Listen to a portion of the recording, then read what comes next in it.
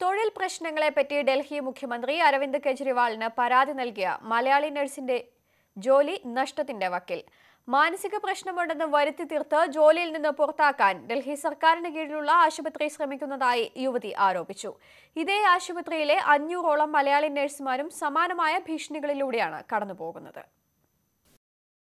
ഡൽഹി മുഖ്യമന്ത്രി അരവിന്ദ് കെജ്രിവാളിനെ ഒന്ന് കാണാൻ 2.5 വയസ്സുള്ള ഈ കുട്ടിക്കൊപ്പം ഇവർ സർക്കാർ ഓഫീസുകൾ കയറിയിറങ്ങാൻ തുടങ്ങിയിട്ട് ഒരാഴ്ചയിലധികമായി.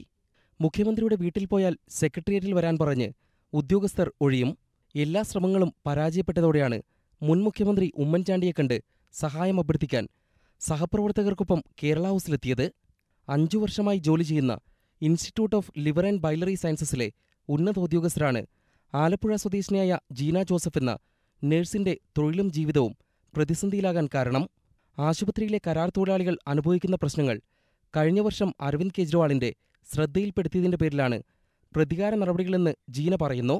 വ്യക്തിവൈരാഗ്യം വച്ചു പുലർത്തിക്കൊണ്ട് അവരെ പറഞ്ഞുവിടാനുള്ള ഏറ്റവും സങ്കീർണമായ അവസ്ഥയിൽ അവരെ കൊണ്ടെത്തിക്കുക എന്നാണ് ഈ മാനേജ്മെന്റ് ചെയ്തുകൊണ്ടിരിക്കുന്നത്. ജീനയ്ക്ക് മാനസിക പ്രശ്നങ്ങൾ ഉണ്ടെന്ന് വരുത്തി തീർത്തും തന്റേതല്ലാത്ത വീഴ്ചകൾക്ക് മെമ്മോ നൽകിയുമായിരുന്നു പുറത്താക്കാനുള്ള കാരണങ്ങൾ ചമച്ചത്. പരാതി നൽകിയതിന്റെ പേരിൽ നടപടിയുണ്ടാകില്ലെന്ന് ഉറപ്പു നൽകിയ കേജ്രിവാൾ കൈയൊഴിഞ്ഞതോടെ ജീന കൂടുതൽ ദുരിതത്തിലായി. സ്വകാര്യ സ്ഥാപനത്തിലെ ഭർത്താവിന്റെ ജോലി ഉന്നത ഇടപെടലിനെ തുടർന്ന് നഷ്ടമായി.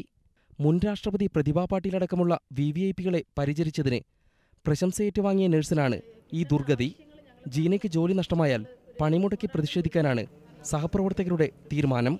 ന്യൂസ് 18 ഡൽഹി.